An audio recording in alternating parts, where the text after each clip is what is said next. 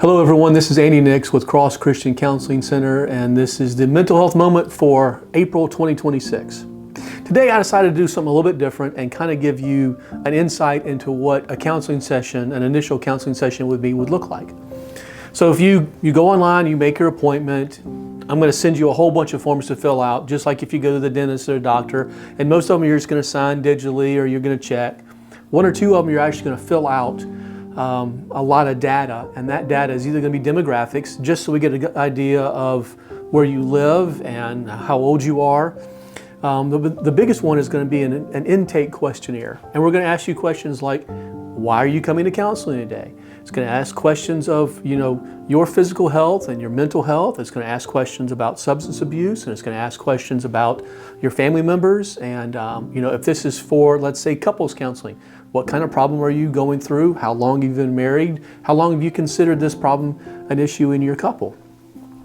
So if you make an appointment with me, we're going to set up a time schedule. You're going to fill out all the paperwork, and I'm going to review all the paperwork in advance. And then you'll come into the office and sit down, and I'm going to start off with 5 questions. I'm going to ask about the mental health concerns and worries that take place in your family as far as you know. I'm going to ask about domestic violence. I'm going to ask about substance abuse. I'm going to ask about your overall health. I'm going to ask questions about cardiac disease and cancers. And I'm going to ask about suicidal ideations and suicidal attempts. Now, the reason I ask those questions, first of all, because we've already kind of briefly talked about them in the questionnaire, I'm going to drill down on them because we see patterns in families. If your great-great-great-grandfather was an alcoholic, and your great-grandfather was an alcoholic, and your grandfather was an alcoholic, and your father was an alcoholic, we're not saying you're going to be an alcoholic. We're just saying that you've been exposed to that throughout your life.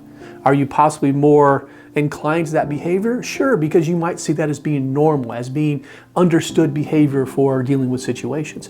I'm not saying you're an alcoholic, but I'm saying it is an influencing factor in your life. So we're going to start off with mental health. And if you grew up in large families that had anxiety and depression, first of all, you understand what those topics and ideas mean. But secondly, you grew up differently than other people, so it's an influence on you.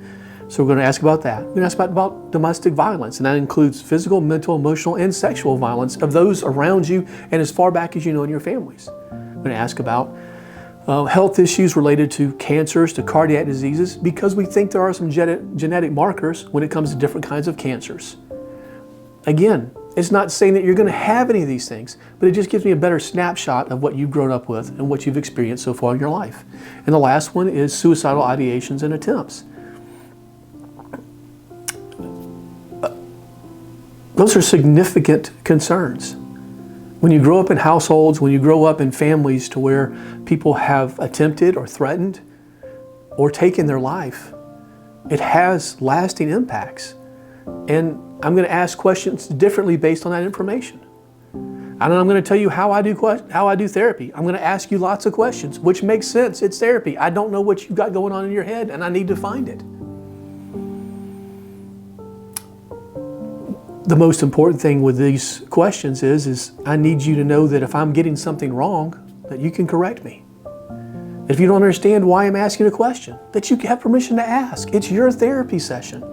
Lots of things make sense up in my head, but when they come out of my mouth, sometimes they don't make sense. And I need to be clear with you. I need you to understand what I'm saying so that I get the clearest answer back from you.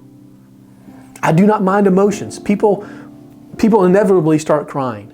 And then oh, I'm sorry. I'm like, I don't want you to be sorry for crying. I want you to be grateful. I want to be grateful to you because you're being honest and vulnerable with me. Tears are a powerful thing. And I'm grateful to share in you crying. Plus, it gives me another thing for us to put on our list of how are we going to better respond for this going forward so that you don't have the same emotional response. Those are the big aspects of therapy of us starting work together. And nobody's therapy session is going to be alike, and no therapist is going to be alike. We all have different modalities that we work on. We all have different treatment styles. But the most important thing you should know is that we're going to work with you as long as you need our help. And the goal is that you're able to deal with all of your situations and concerns without us. We like you. We're glad that you come in. We're glad to work with you. But we want you to graduate and to go on and do good and great things by yourself. I hope this makes sense today. And I hope it gives you a little bit better idea as to, if you work with me as a therapist, what the first 10 or 20 minutes of our first therapy session is going to be like. Thank you for stopping by. Have a great rest of your day.